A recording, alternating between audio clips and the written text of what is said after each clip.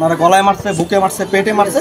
শেষমেশে ওনারা যেন উনি মরছে কিনা এটা শিওর হওয়ার জন্য গাউস মিয়া ওনার রক কাইটা দিচ্ছে। তো আমি সকালবেলা ওনাদেরকে সন্দেহ করছি যে ওনারা হয়তো হাজব্যান্ড ওয়াইফ না, ছেলে নাকি অনেক টাকা পয়সা মেয়েটা খাইছে, আত্মসাৎ করছে। মানে মৃত্যু যেতে নিশ্চিত হওয়ার জন্য হাতের রগ পায়ের রগ কেটে দিচ্ছে মেয়েটার। তিনি উপর থেকে চাকু দেখিয়ে বলছিল আমার কেউ কিছু করতে পারবে না। ওনারা গলায় মারছে, বুকে মারছে, পেটে মারছে। শেষমেশে ওনারা যেন উনি মরছে কিনা এটা শিওর হওয়ার জন্য গাউস মিয়া ওনার রক কাইটা দিচ্ছে। হাতার রক কাইটা দিচ্ছে, পায়ের রক কাইটা দিচ্ছে, সব রক কাইটা দিচ্ছে।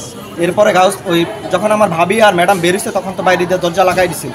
তখন প্রত্যক্ষ দেশে পুলিশ আসছিল, কিন্তু পুলিশ আসার পরে এরপরে সেনাবাহিনী আসছে। সেনাবাহিনী আসার পর ওরা রুমে ঢুকছে, এরপরে ইয়াকা নিয়ে মার্ডারকে নিয়ে গেছে।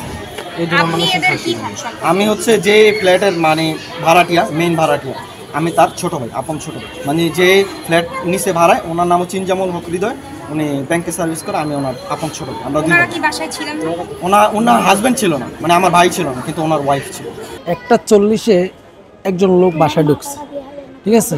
বাসায় ঢুকে এখান দিয়ে সিঁড়িতে 5তলায় উঠছে, উঠে ভিকটিম যিনি থাকে আর কি 5তলায়, ওই 5তলার গেটে যেয়ে নক করছে। নক করার পরে মূল প্লাট যাদের, ওনার প্লাট আর কি উনি দেখার পরে মনে করছে ওনার ভাই আসছে।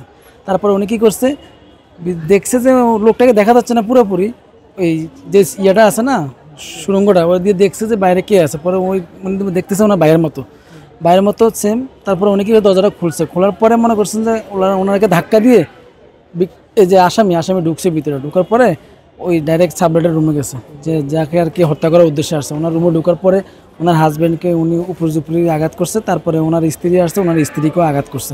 আঘাত করার ফলে ওনারা কী করছে, যারা ওই প্লেটে ছিল ওনারা ডাকাত মনে করে তাড়াহুড়ো করে বের হয়ে গেছে। বের হয়ে যাওয়ার পরে ছুরি দিয়ে ওনার হাতে 2টা ছুরি ছিল, ওই ছুরি দিয়ে আঘাত করছে। পরে ওনারা সবাই বের হয়ে যাওয়ার পরে ওনাকে বাইরে থেকে আটকাই দিচ্ছে, দরজা মূল যে গেটটা ওটা লাগাই দিচ্ছে। লাগাই দেওয়ার পরে ওই আসামি আর বেরোতে পারেনি, ঠিক আছে? তারপরে ওনারা চিল্লাপাল্লা করার পরে ওই থানা পুলিশ আসলো। তারপরে আর কি ভিকটিম দেখলো যে স্বামী স্ত্রী দুজনকে উনি হাত পায়ের রগ, লাস্টে মারার পরে হাত পায়ের রগ কেটে দিচ্ছে আর কি।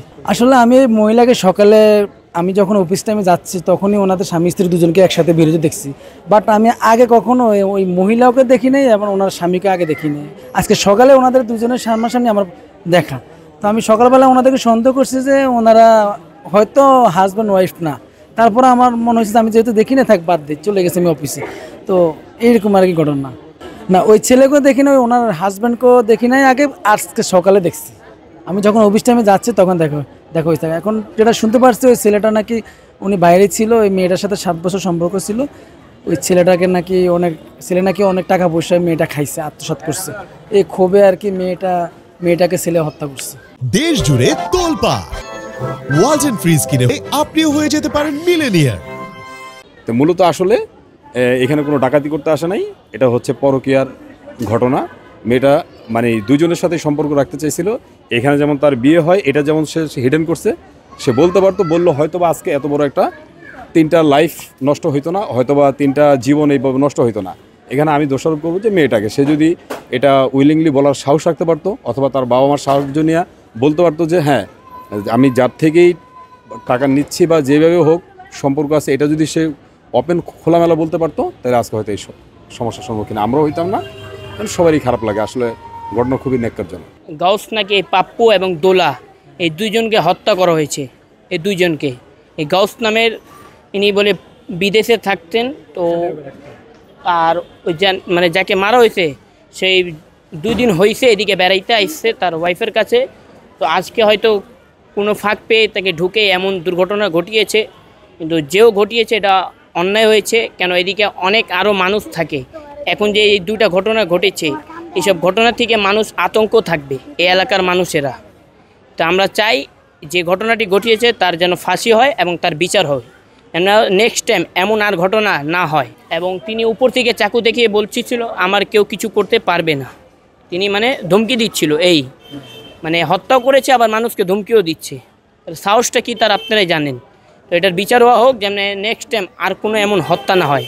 একের পর এক যদি এভাবে হত্যা হয়ে থাকবে তাহলে এটার বিচার তো পাবো না। মানে মৃত্যু যেতে নিশ্চিত হওয়ার জন্য হাতের রগ পায়ের রগ কেটে দিচ্ছে মেয়েটার।